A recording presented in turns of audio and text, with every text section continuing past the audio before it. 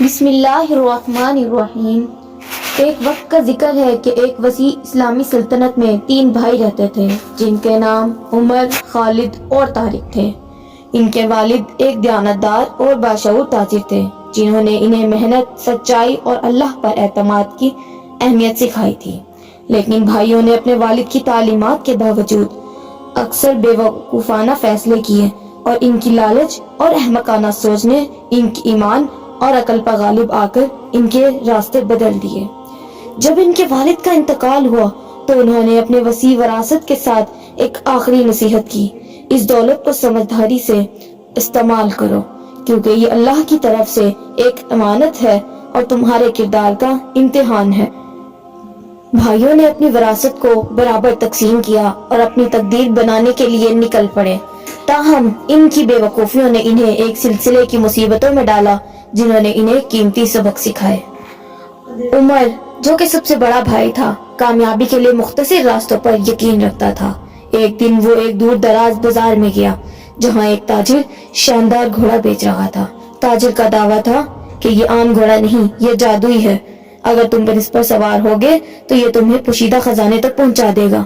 عمر، جو فوری دولت کے خیال سے محصور ہو گیا تھا، تاجر کے مشکوک دعووں کو نظر انداز کرتے ہوئے گھوڑا خریدنے اپنی بیشک وراثت دے دی، مگر جیسے ہی وہ گھوڑے پر سوار ہوا، وہ گھوڑا جنگل کی طرف دوڑ گیا۔ اس نے عمر کو اچھال دیا اور غائب ہو گیا، جس کے نتیجے میں عمر زخمی اور غریب ہو گیا۔ درخت کے نیچے بیٹھے ہوئے عمر نے سوچا، مجھے اللہ کی رہنمائی پر اعتماد کرنا چاہیے تھا اور سچائی سے محنت کرنی چاہیے تھی۔ جو دولت دھوکہ یا لالچ سے حاصل کی جاتی ہے وہ کبھی نہیں رہتی۔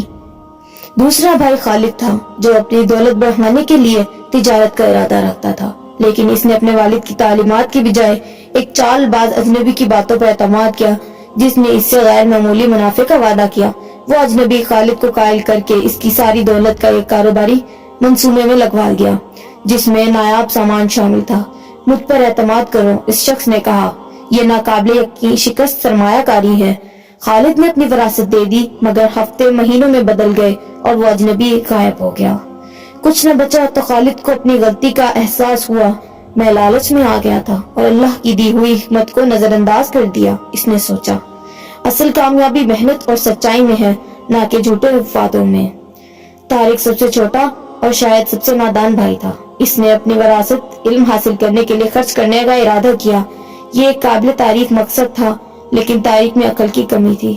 وہ ایک ایسے شخص کے ساتھ بیٹھ گیا جو اپنے آپ کو بڑا عالم بتا رہا تھا اور طارق کو کامیابی کے راز سکھانے کے بدلے بڑی رقم مانگ رہا تھا۔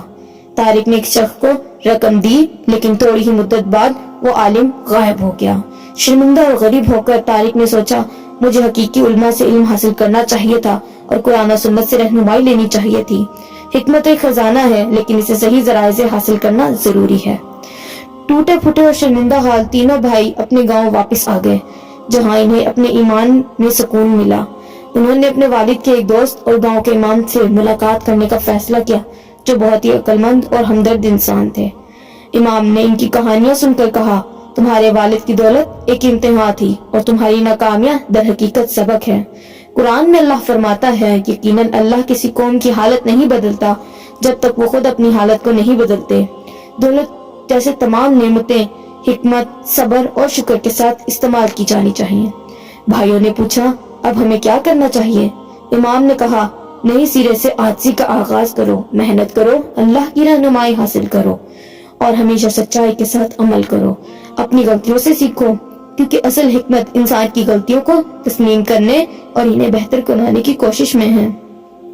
اپنے آپ کو سدھارنے کے لیے پختہ ارادے کے ساتھ بھائیوں نے امام کی نصیحت کو دل سے قبول کیا۔ انہوں نے اپنی بچی کچی ساری دولت جمع کر کے ایک چھوٹا سا کاروبار شروع کیا جو ایمانداری اور محنت پر مبنی تھا۔ وقت کے ساتھ ان کا کاروبار کامیاب ہوا اور انہوں نے اپنی کمیونٹی کا اعتماد اور عزت حاصل کی۔ انہوں نے اپنے علم میں مزید اضافہ کیا، امام کے اسباق میں شریک ہوئے اور نیک لوگوں کی صحبت اختیار کی۔ سالوں بعد ان تینوں بھائیوں کو ان کی بے وقوفیوں کی وجہ سے نہیں بلکہ ان کی تبدیلی کی وجہ سے جانا جانے لگا۔ وہ اپنی کہانی دوسروں کو سناتے، لالچ، بے وقوفی اور غلط لوگوں پر اعتماد سے بچنے کی نصیحت کرتے۔ ان کی کہانی ایک یاد دہانی بن گئی کہ غلطیاں ہمیشہ کے لیے ختم نہیں ہوتی، بلکہ یہ سیکھنے اور اللہ کی مغفرت کی طرف قدم بڑھانے کا موقع ہے۔ جیسا کہ اکثر کہا جاتا ہے، اصل کامیابی ایمان، سچائی اور اللہ پر بھروسے میں ہے، کیونکہ وہی سب سے بہترین رازق ہے۔ ان کی کہانی نسلوں تک سنائی جاتی رہی، جو کہ عاجزی، حکمت اور اللہ کی رہنمائی کی اہمیت کا سبق دیتی ہے۔ اگر آپ کو ہماری یہ ویڈیو پسند آئے تو لائک اینڈ سبسکرائب کریں۔ شکریہ۔